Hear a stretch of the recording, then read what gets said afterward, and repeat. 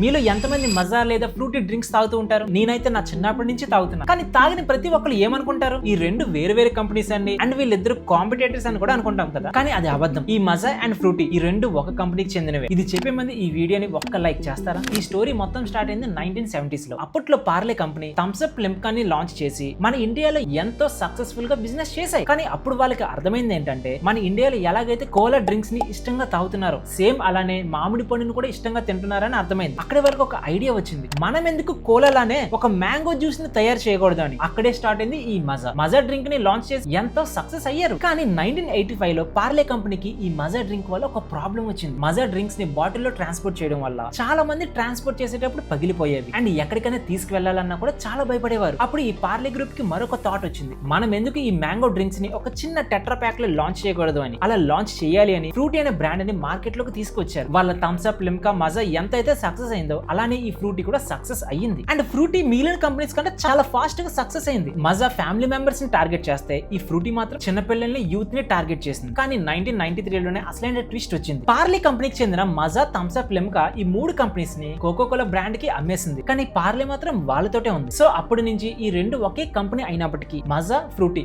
Competitors గా 1993 నుంచి ఇప్పటి వరకు కంటిన్యూ అవుతూనే ఉన్నాయి. దీనిపై మీ ఒపీనియన్ ఏంటి? కామెంట్ సెక్షన్ లో కామెంట్ చేయండి. ఈ వీడియో నచ్చితే లైక్ చేసి మన ఛానల్ ని సబ్స్క్రైబ్ చేయడం మర్చిపోకండి.